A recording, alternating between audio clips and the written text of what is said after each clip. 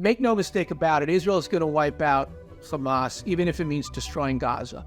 And the old order is finished. Hello, I'm Jonathan Tobin, editor-in-chief of the Jewish News Syndicate, JNS.org, and you're listening to Top Story, a weekly podcast where I analyze the most important stories happening in Jewish news around the world.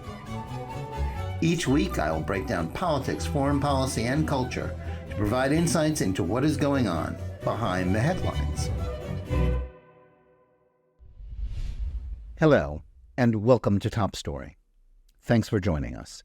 We're continuing our JNS coverage of the war on Israel that was launched by Hamas on October 7th with Uri Kaufman, the author of An Important History of the Yom Kippur War, an event whose 50th anniversary we were already commemorating this month, but has even more relevance because of the parallels with the current war Israel is fighting against Hamas.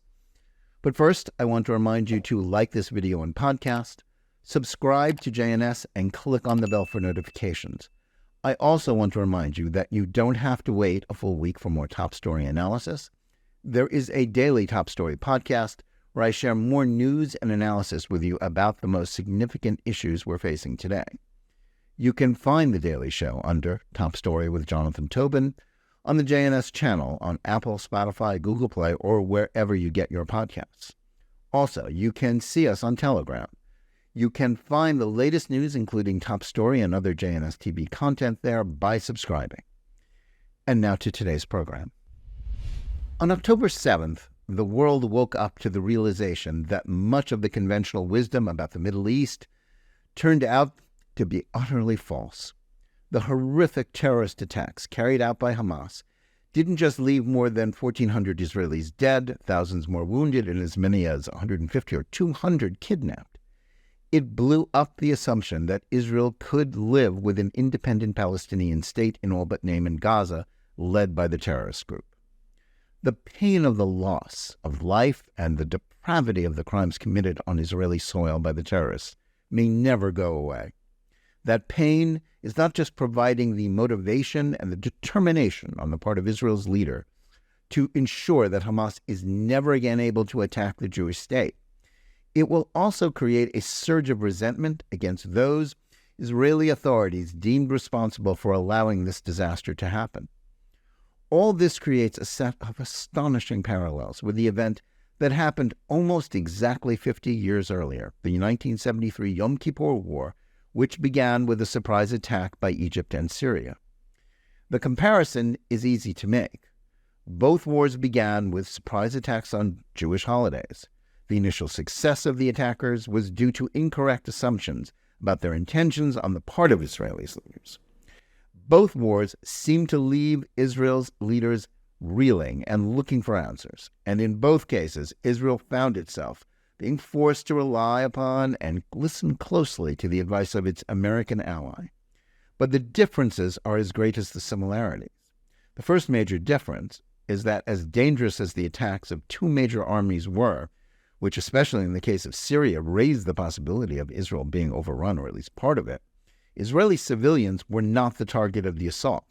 In the first days of the 1973 war, many Israelis were killed, but it is not the same thing as the orgy of murder, torture, rape, and kidnapping that Hamas engaged in. In 1973, Egypt and Syria, both then allies of the Soviet Union, were not relying on the sympathy of the international community to save them from the consequences of their decision to go to war once the tide of battle turned against them. Public opinion in the United States and most of the West was clearly with an embattled Israel, and there was little or no pressure from public opinion or pundits to force the Jewish state to stop short of a complete victory as its forces took the fight against the Egyptians and Syrians into their own territory. The pressure on Israel to avoid the total defeat of its opponents came from the U.S. government and Secretary of State Henry Kissinger. The Americans had helped Israel enormously with an airlift to resupply the Israel Defense Forces as the war dragged on, but then it wanted to stop them so as to prevent a confrontation with the Soviets and to preserve the possibility of peace negotiations with the other side.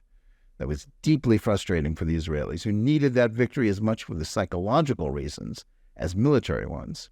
But in the end, it was the right decision since it led to disengagement agreements that actually enhanced Israel's position and then to the peace treaty with Egypt, as allowing Sadat to save his face gave him the room to eventually go to Jerusalem and pull his country out of the conflict, a move that ended the possibility of conventional war aimed at Israel's extinction that had loomed over Israel for the first 30 years.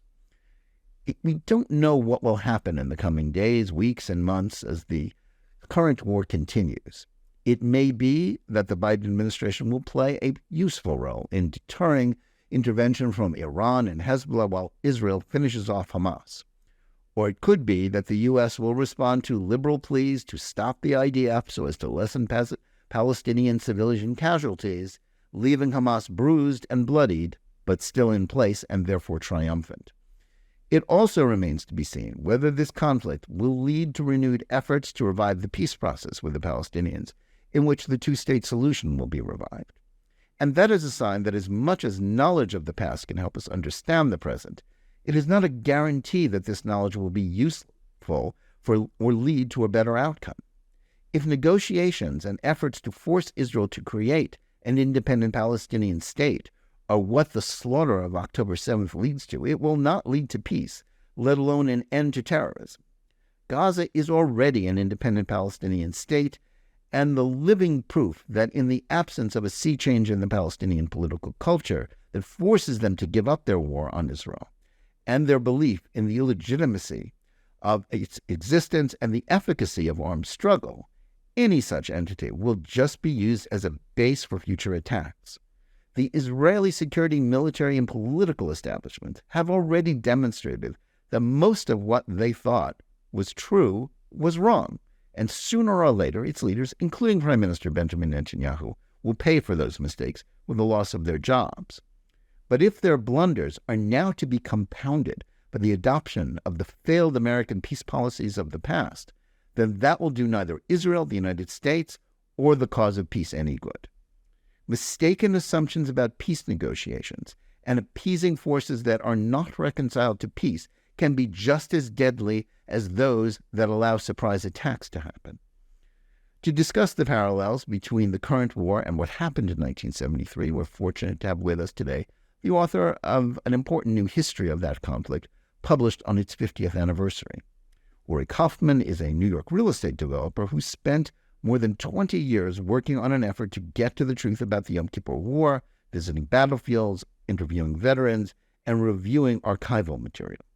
The result was his new book, 18 Days in October, the Yom Kippur War, and How It Created the Modern Middle East. Uri Kaufman, welcome to Top Story. Thanks for having me. Well, Uri, thanks so much for joining us today. There is a lot of ground for us to cover, both about 1973 and what's going on now. But I want to start by asking what led you to undertake this project, which has produced a book that has been praised by some of our best contemporary historians like Michael Oren, who blurbed it. Why would you, someone who isn't an academic or professional writer by trade, dedicate your life to writing this book? I like telling a good story, and this is one for the ages. If I'd have brought this to my agent as a novel, she'd have kicked me down the stairs. She would have said, there is no way this could possibly happen. But it did happen. You have this unbelievable story with all the suspense and intrigue and the swashbuckling General Ariel Sharon and Anwar Sadat's right-hand man selling secrets. And above it all, you have Golda Meir, the first woman in the history of the world to rise to lead a nation by herself. She was not related to any male politician or king. She rose to lead a nation all by herself, had to make a set of unbelievably difficult decisions. She got them all right. Israel won the war. You can't make this stuff up. It's about as good as it gets on a good day. Okay, well, let's start by discussing some of the obvious similarities between 1973 and 2023 and why they are so striking. Run me through what you see as the greatest similarities. There are a lot of similarities. Tactically, the biggest similarity is, at least, look, the reports from the region now are still pretty sketchy. But our best guess is that Hamas did in 2023 what Egypt did in 1973, which is to mobilize an army, have it train right along the border, and then have it demobilize, and then do it again, mobilize on the border, then demobilize, and do it again and again and again and again. The Egyptians did it 22 times just between January 1st, 1973 and October 6, 1973. On the 23rd try, the Egyptian commander said, okay, now go on the attack. So when you do it that way, you don't have to tell many people what your intentions are. It's obviously impossible for an intelligence agency to know what those intentions are. If they see an army on the border, no way to know if it's going to attack or if it's just training. Israel captured 8,000 Egyptians in the war. Only one knew about the attack as late as October the 3rd. All the rest, or practically all the rest, found out about it the morning of October the 6th. From the reports out of the region, and again, it's still preliminary, it seems like Hamas did the exact same thing. They would train along the fence and then demobilize and then train and demobilize. And so that story on CNN showing them running around in the village, and the analysts said, wow, they were training. How could the Israelis not see this coming? Well, the answer is simple. They trained along the fence and then demobilized and did it over and over. And a Hamas official named Ali Barakah said on Russian television that really only a handful of people at Hamas's highest level knew that on this occasion, on October the 7th, they were going to order them to go on the attack. So that's one parallel. The bigger parallel, I think, and the more important one is that in both instances, Israel was done in by core assumptions. So in 1973, that core assumption was known as the concepcia, or the concept. The concepcia said Egypt would not go to war until it got advanced Soviet fighter jets that could contend with the Israeli Air Force. Since those fighter jets were not due to arrive until late 1974, or even later, the Israelis figured they were okay in 1973, and then they found out that Anwar Sadat had concepcias of his own. The same thing happened with respect to Hamas, but in Hamas's case, it really is much more strategic. What happened there was Israel occupied Gaza for a while. We all know that. And when you are an occupier under the Geneva Convention, you are required to assume the responsibility for the local population. And Israel did that and did it admirably. The per capita GDP of Palestinians tripled in the years after the 1967 war, and their lives improved in a whole array of socioeconomic metrics, whether it was literacy or infant mortality, etc. But once Israel withdrew from Gaza in 2005, under the Geneva Convention, it gave up all those responsibilities. It owed Gaza nothing. Nevertheless, because Israel really is a light on two nations, and partly out of self-interest, they continue to supply Gaza. So they supplied them with food and water and clothing and every sort, and electricity, and then fuel for a power plant in Gaza. And to pay for all this, they gave almost 20,000 Gazan Palestinians licenses to work in Israel. This is utterly unprecedented in the history of the world. It never happened that one nation supplied the other in time of war. It would be as if America allowed 20,000 Germans to work in America during World War II so they could pay for supplies to be sent back to Berlin. In Israel, the conception was Hamas would never cut off that economic lifeline. Their interest would be to keep it going. Yeah, there'll be violence, there'll be occasional rocket fire, but Hamas has no interest to commit economic suicide. Well, once again, the Israelis found out that Hamas had conceptions of its own. Yeah. Now, at the heart of both debacles are mistaken assumptions on the part of the security, military, and political leadership of Israel about their opponents. Why were those assumptions about Egypt and Syria not trying another war and Hamas not being interested in a wider conflict so deeply embedded in the consciousness of the Israeli establishment? So that's a great question. And the answer is that practically every disaster happens exactly for this reason. People go out with a set of core assumptions.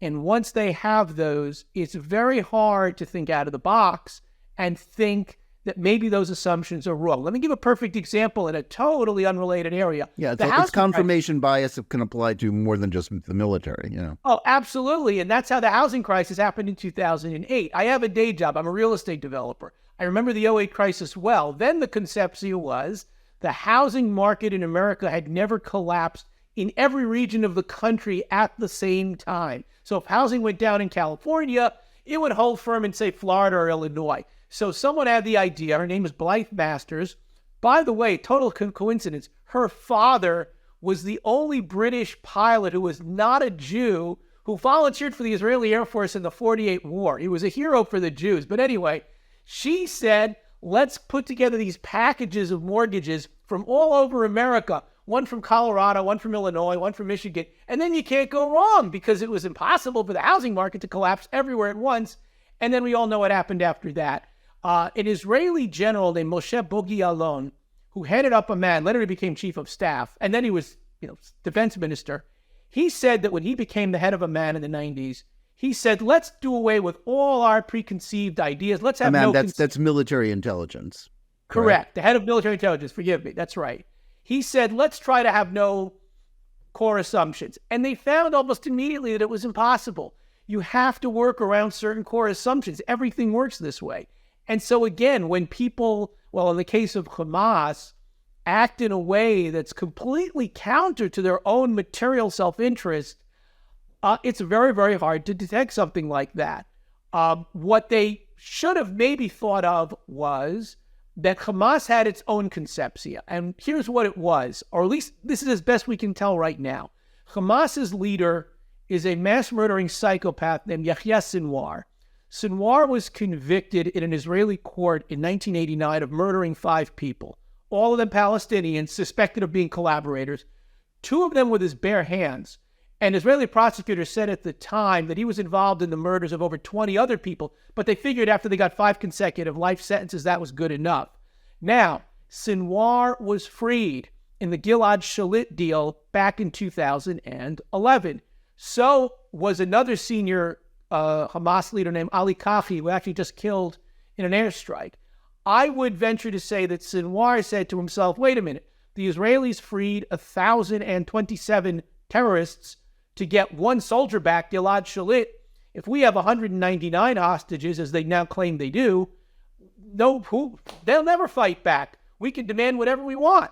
And the fact that the Biden administration recently gave Iran $6 billion just to free 5 Americans, again, probably strengthened the sense that Westerners are weak, and if you just have a couple of hostages, they'll do whatever you want.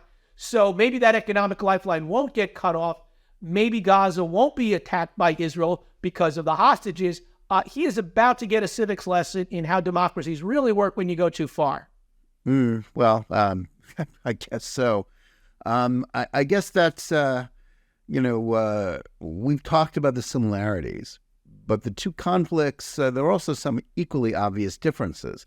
How is today's conflict different from that of 1973? And I'll lead with one in that the surprise 50 years ago was not as complete, as Israel had a chance about seeking to forestall the attack in the last 24 hours before the enemy struck. That wasn't the case last week. That's completely correct. The other difference is the Israeli army was, I think, somewhat better prepared in 73 than it was this time. What happened this time was a complete fiasco. It hasn't been investigated yet. There's going to be a commission of inquiry. They're going to get down into the weeds, and it's all going to be out there. But the early reports are really pretty damning. They were caught completely by surprise. Hamas knew everything they needed to do to instill confusion in the Israelis. There were hours that went by when the Israelis had absolutely no idea of just how bad it was.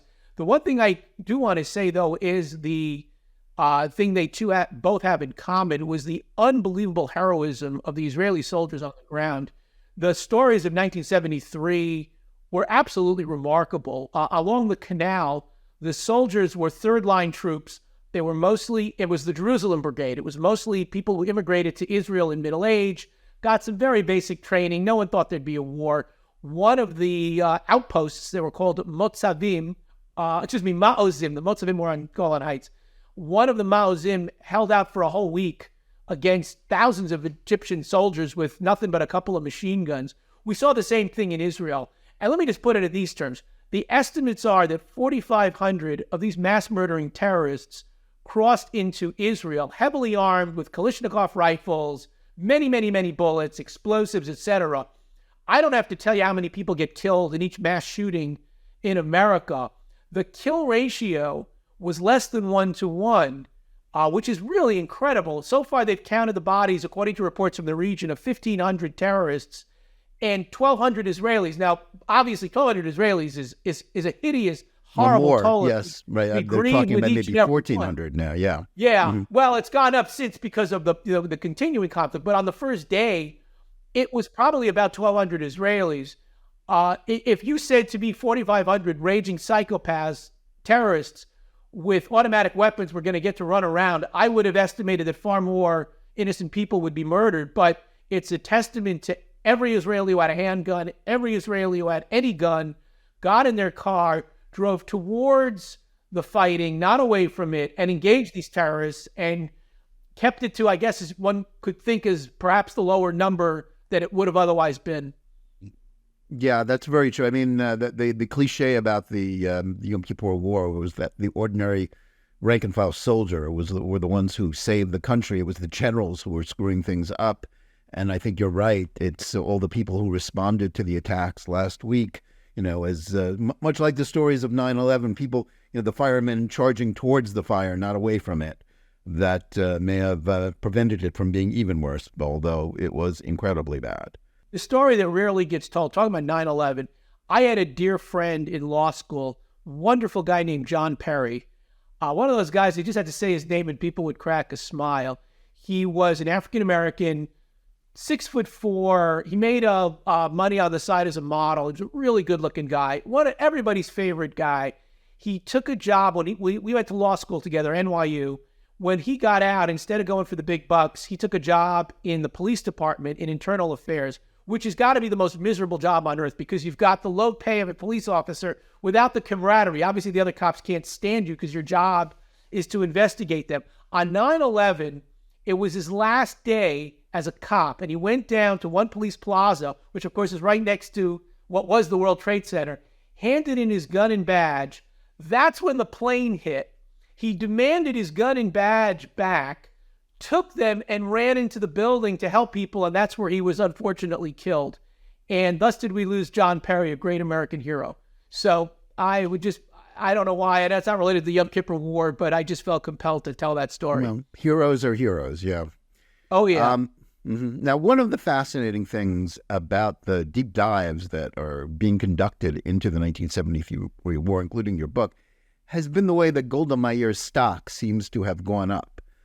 Though Americans, or at least those old enough to remember her, still think of her as a symbol of the Jewish people, Israelis of the 1973 generation viewed her very differently, and they thought of her as having failed them and being responsible for the deaths of thousands of soldiers who might have lived had she not held back from striking first.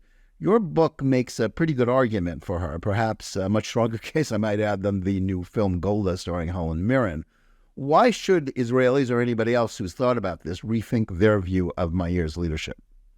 So here's where that falls in. What happened to Golda, first of all, with respect to the surprise and the initial failure, the Agranat Commission, which was formed right after the war, it was headed up by Israel's Chief Justice, a man named Shimon Agranat, who, by the way, was an American who made Aliyah. They exonerated her. They said the surprise was not her fault at all. They were, and I think, completely correct in that assessment. No facts have appeared in the ensuing years to question that. With respect to her leadership during the war, it was fabulous. After the initial surprise, I would even describe it as near perfect. She was handed an impossible situation. She had to make a string of absolutely brutal decisions, each more difficult than the other, and she got them all right. She ran the table. And if she had not done so, Israel would have lost the war. The reason she was denigrated in Israel, and it's important to make that distinction. In America, she maintained her reputation as she should have. But in Israel, what happened was the Israeli left wanted the moral of the story to be, well, you have to trade land for peace. If you don't trade land for peace, you end up with the Yom Kippur War. And so they invented this myth that Golda could have signed a peace treaty before the war, but as they like to say, she chose war over withdrawal, so Israel got war and then withdrawal. Okay, that's completely false. There's not even a kernel of truth in it. Sadat was not willing to make peace before the war. Golda did offer to withdraw from the Sinai Peninsula. She wanted security guarantees. It was called sovereignty for security. But she offered to withdraw it. It's just a complete distortion of history to say otherwise. Maybe now enough time has passed that a reassessment could happen in Israel. One can only hope. Yeah, I think that's true. Now, obviously, Meir was operating under, tremendous handicap. She was not somebody who had a military background. She was reliant on her advisors, both, military and, the intelligence. And, they were the ones who failed, clearly. And she was also ill at the time, something that Israelis did not know. She was, undergoing treatment for leukemia, I believe. Lymphoma, excuse me. And as the movie shows, she's smoking like a chimney and under incredible strain, and not young. But it was the person who was also, the commission also vindicated Moshe Dayan, and he does not come out of this very well, certainly not as well as Meir does in retrospect. So that's all true. By the way, she was not sick during the war. What happened was she got the job precisely because she was a compromise candidate. In 1969, Levi Eshkol passed away from cancer. And the battle was between Moshe Dayan, who was the hero of the 1967 war, and Yigal Allon, who was the hero of the 1948 war. And the Labor Party deadlocked. So as a compromise candidate, they said, Golda's perfect. She's dying. They found her in a convalescent home in Switzerland. She wasn't thought to be able to live more than another year or two. Elections were planned for late 1969, so they figured she could be a caretaker. And then by the time the elections would come by, the Labor Party would figure out who they wanted, Dayan or Allon. As it turned out, she rallied. She often said that her sickness was she wanted to be prime minister, and once she became prime minister, she was cured. But her cancer went into remission. She was not treated for years. It only returned well after the war, as a matter of fact. Although she did get shingles in January of 1974, probably from the stress. Yes, she was a chain smoker. She was smoking 7 or 8 packs a day during the war. Of course, she started smoking in the 1920s before people really understood how dangerous this stuff was. But during the war, she was actually quite healthy. She did say later she considered suicide. That's how bad Israel's situation was. But the woman was made out of galvanized steel. She stood down Kissinger. She stood down Moscow. She stood down really the whole planet and just said, we're going to win this war, and that's all there is to it. Yeah, I think the accounts of the arguments and of the cabinet, she was the one who didn't lose her head, not all the tough guys around the table. And one of the most dispiriting things about reading about what was going on behind the scenes with Israel's leaders was the way some of them, notably, as I just said, Minister of Defense Moshe Dayan, seemed to be losing their nerve in the crisis, though certainly Meir did not. That's something we hope is not happening in Jerusalem now. Can you tell us a little bit more about the conflicts in Meir's cabinet as the war unfolded? Well, there was a lot of infighting, as you have in almost every government. Most of the real hatreds in politics are within the same party. They're not across the aisle. When you're across the aisle, you can argue on ideological grounds. Within a party, you're fighting on biography, and that can get vicious. The Rabin Shimon Peres fight was epic, although that didn't really make itself felt in this conflict. No, Rabin was safely in Washington, which saved his reputation. He was Israel's ambassador to the United States at the time of the war. Had he been at the front, that it might have not gone as well for him. Yeah. Well, if he'd been at the front, I agree. Actually, by then he had just gotten back from Washington. He was a minor minister in the government. Right, but yeah. No question. It definitely rescued his reputation. The real hatreds were among the generals. Dayan did not get along with Israel's chief of staff, David Elazar, who is the unsung hero of this war, because when Golda found her nerve, it was always following the advice of Elazar. She always took Elazar's advice, which was to fight and be aggressive, and not Dayan's advice, which was always to try to play it safe. And then, of course, within the army, everybody hated Ariel Sharon because he was an impossible man to command.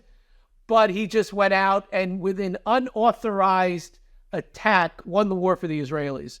And like I said, you can't make this stuff up. Yeah, I mean, there were all kinds of other things. I know, Israel's foreign minister, Abba Eban, hated Golda Meir, and it just, that there's the stories just go on and on. But of course, another element, which you just, in the 73 conflict that you just alluded to, was the so-called War of Generals, in which feuds rooted in past antagonisms as well as failures in the war's opening days, led to open conflict inside the IDF. Tell us a little bit more about how that worked with Chaim Bar-Lev, who's unfortunately the Suez Line was named after, and the Southern Command leader Gonen. They all seem to be at each other's throats. That they did. These men did not like each other, and it even got in the way of strategy at some point. Look, generals are often not going to get along. There's no one could stand Bernard Montgomery. There was a lot of tension with George Patton in World War II. No one could stand Douglas MacArthur. A lot of these people are not very likable. I mean, being a good general, very often does not come with being a fuzzy kind of person. But where it really became problematic was, for example, the Israelis finally laid a bridge. And what you have to appreciate is Ariel Sharon was not just a person who a lot of these guys couldn't stand. And Chaim Bar-Lev had fights with him that went back to the 1950s. Ariel Sharon is sometimes called the George Patton of Israel. In the 50s, he actually slapped a soldier. And the guy who tried him as the judge was Chaim Bar-Lev. Chaim Bar-Lev tried so many times to end his military career. Each time he failed. He wanted to end it in 1969, but then he was told by the Labor Party that if you kick out Sharon, he'll run with Likud, and he'd be an electoral asset, so keep him in the army. So that's how he got the promotion to be the what's called Aluf Pikud HaDarom, which is the commander of the Southern Theater. A lot of these disputes were even rooted in politics. Sharon was a Likud guy. Chaim Bar-Lev was already in the government as a labor guy. They didn't want Sharon to get the credit, which is why, to this day, the decisive battle of the Yom Kippur War was fought in a place called the Chinese Farm. And the generals made sure that the people who got the credit for winning it were the paratroopers, even though the paratroopers themselves said they didn't win the battle at all. They walked into an ambush and got slaughtered. The guy who won the battle was Ariel Sharon west of the canal because he ordered an attack he violated his orders. It was totally unauthorized. And he sent a group of men further north till they came to a village called Sarafayum. And in there, he ordered them to just open fire and go crazy. And one of the men was named Asa Kadmoni, and he got on the roof of a building. And by himself, he held off about 300 Egyptians for 4 hours. They even overheard Egyptian intelligence radioing back, there's a crazy Jew on the roof and we can't kill him. He's unkillable. That's what won the battle. But the senior brass couldn't let Sharon take the credit. By fighting on the West Bank, the Egyptians withdrew from the East Bank from the Chinese Farm. That's what won the war. But they couldn't let Sharon take the credit, so they gave the credit to the paratroopers. And as I said before, you can't make this stuff up. It's like a novel. Now, that's the thing. The Yom Kippur War destroyed a lot of Israeli reputations, especially in the military. But it was, in a sense, the making of one man's career, Ariel Sharon, whose decision, I might add, as prime minister to leave Gaza 32 years later can be said to have led directly to the October 7th debacle. His push across the Suez Canal, which you describe in great detail, and you just alluded to it, was essential to the victory. Your book discusses why his colleagues in the IDF and Golda Meir didn't entirely trust him. And that part of that, as you just said, was politics and personality. Tell us a little bit more about, the way Sharon operated. It wasn't just that he had ideas and, we don't like this guy. I mean, this went back to the 1956 war. I mean, these were very personal dislikes and deep distrust. And, they really didn't trust anything he said, and he didn't trust anything they said. Oh, well, Ben-Gurion said it best. Sharon could be a great general if he could just stop his habit of lying. He was constantly violating his orders, constantly doing what he wanted to do. Great story. In 1967, the paratroopers were on Mount of Olives looking down on the old city. And Rabbi Shlomo Goren was up there losing his mind, saying to the commander of the paratroopers, "What are you doing up here? Go take the kotel. You have the first chance in over 2,000 years. But Matagur, who was the commander, said, "I need orders." And one of the paratroopers of Yoel Ben Nun said that Rav Shlomo Goren's problem was he was used to Sharon.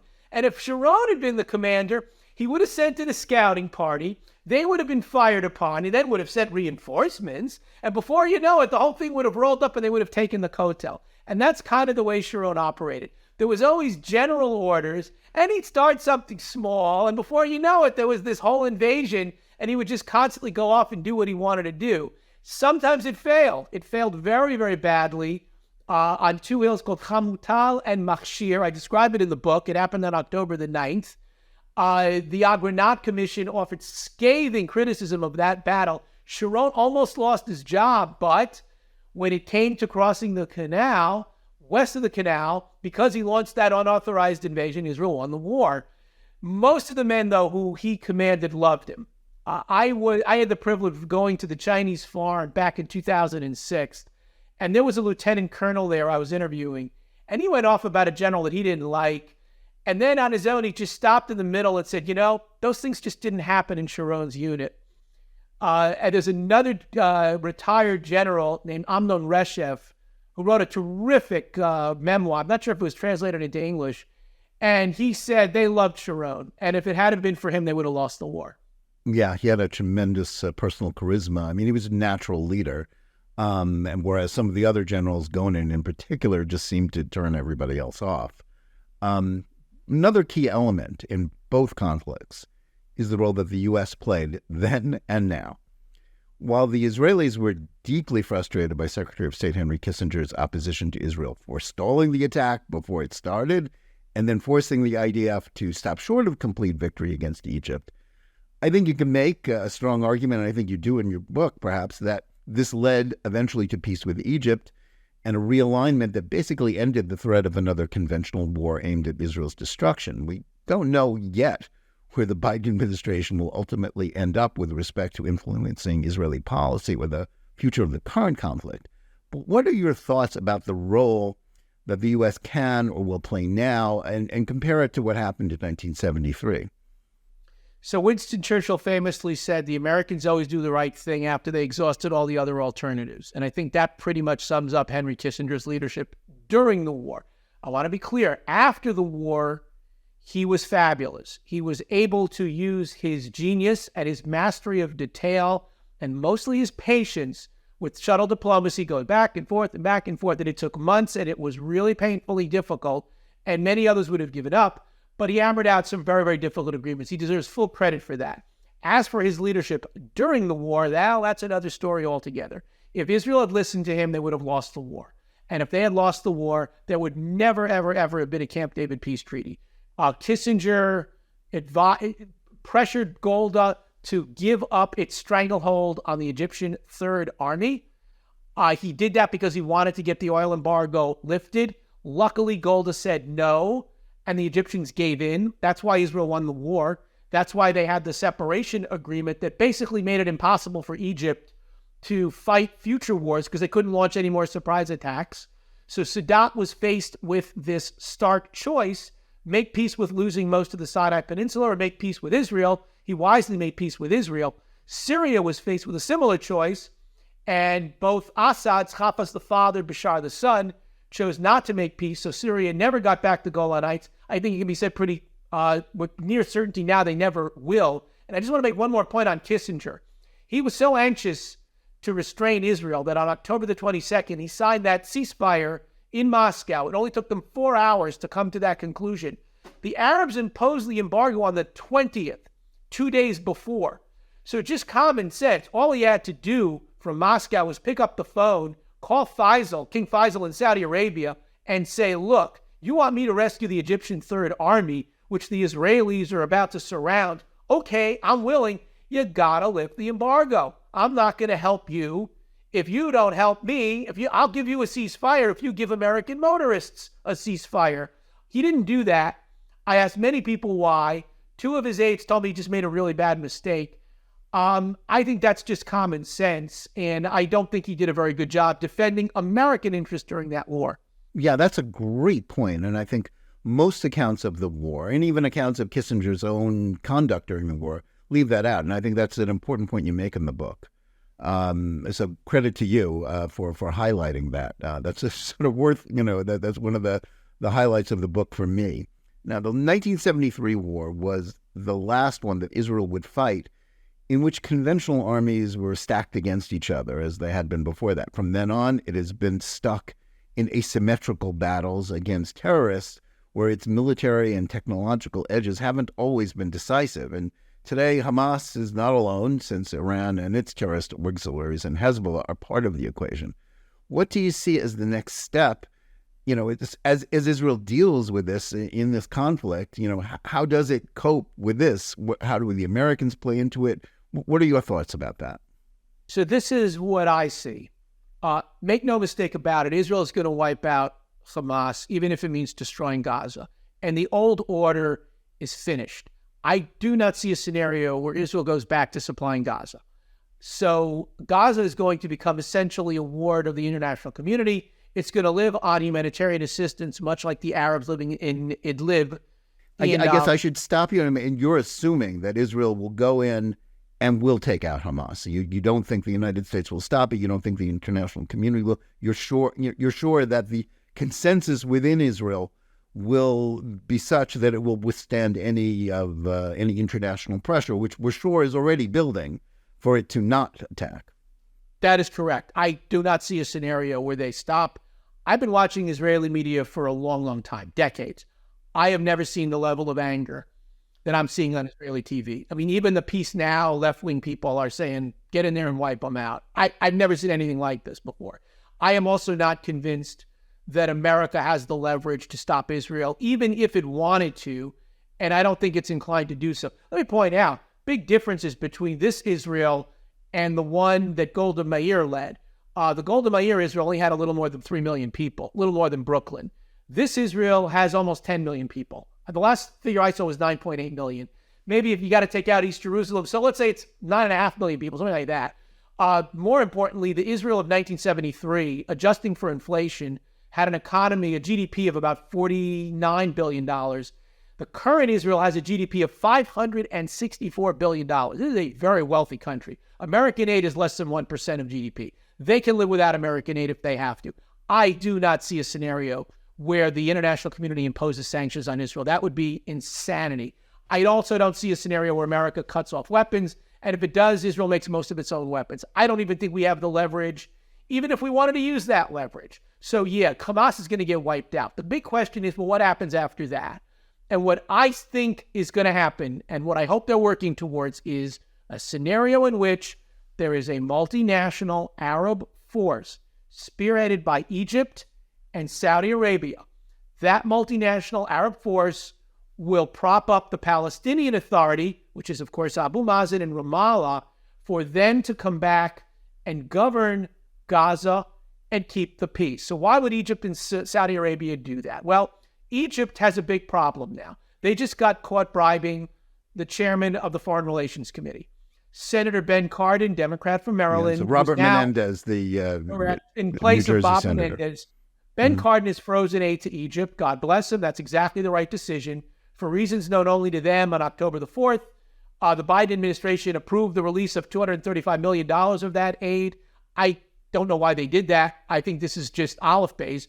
We all remember, those of us who are old enough, just how much anger there was when Jonathan Pollard was caught back in the 1980s spying for Israel. Spying is not a violation of international law. Nations spy on each other. We spy on Israel. We spy on our allies. They spy on us. And yet there were all sorts of talks of cutting off aid. In this instance, bribing the chairman of the Foreign Relations Committee, that is not allowed under international law. So Egypt has an America problem. And if we agree to look the other way and maybe even throw in a little more aid, that would incentivize them. As far as Saudi Arabia goes, they desperately need to do this deal. They're not going to do it while they're shooting at each other. But once the shooting dies down, the things that push them to the peace table are going to keep pushing them. Maybe this could be the decisive bargaining chip that gets the deal done, where we say to Saudi Arabia, okay, we in America will give you that defense pact. We will let you enrich uranium with controls in place, but you got to help us out on Gaza. You got to make sure it stays quiet there from now on. You got to let the PA take over. I see that as a bit of a stretch, but I think it's achievable. What about Iran? It's certainly flexing its muscles right now in terms of Hezbollah firing shots over the border, indeed, incursions. Israel's northern border. Obviously, much of American foreign policy and Israeli policy has revolved around the threat from Iran and what to do about it. Obviously, deep disagreements along those lines. Do you see them having the ability to sort of throw a monkey wrench into this? And because of course, they're neck deep in everything that Hamas does and pulling the strings with Hezbollah. Correct, but I don't think they can stop anything, because what pushed Saudi Arabia to want to make peace with Israel, well, it's actually two things. One is just look at all those electric cars on the road. They got 10 more years to get this right, and then it's basically over, and they know that. So there's that, but there's also Iran. And, you like me are old enough to remember when Saddam Hussein invaded Kuwait way back in 1990. We would not have rescued Kuwait were it not for the fact that we needed Kuwaiti oil. And the Saudis know that, and they understand that when we no longer need their oil, and that's 10, 15 years out, that's it, that they're going to have a real serious security problem on their hands. So Iran is going to try to throw a monkey wrench in, sure, but that's what's in fact causing Saudi Arabia and a lot of the other Sunni Arab states into the American camp and into normalization with Israel in the first place. Now, I guess the other obvious questions raised by your scenario, which is very hopeful, it certainly sounds like a better idea than what we have right now, is the future of the Islamist movement among the Palestinians. I think we both know that the reason why there hasn't been an election in Judea and Samaria, the West Bank, since 2005, and Mahmoud Abbas, Abu Mazen, as you referred to him by his nom de guerre, he's serving the 19th year of the 4-year term to which he was elected. Just stepped up my line. I was going to say that. Everybody's been using that one for a long time. Sorry, but is that he fears Hamas. Hamas, as much as President Biden says the majority of the Palestinians have nothing to do with Hamas, Hamas is not unpopular, and there are those who argue, I think, wrongly, that Richard Haas, one of the deans, of the foreign policy wise men, and one of the chief purveyors of conventional wisdom of the foreign policy establishment that has never stopped being wrong for decades, says that Hamas is an idea. It's not just an organization. It can't be defeated. But as much as I think if it is militarily defeated and wiped out, it is defeated. But he's right to the extent that it is still active on the West Bank, and it has a future. And Fatah is very shaky, and as well as being anti-Semitic and sort of supporting terror itself. How do you see that playing out? It's very problematic. Look, even before the war, Hamas and even Islamic Jihad were taking over in Jenin and in northern Samaria, even without any of the things that are happening now.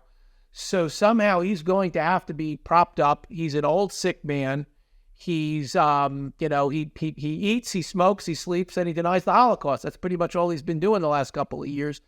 He's going to be replaced pretty soon. I hope there's no civil war among the different factions that are already forming in the field for the day after.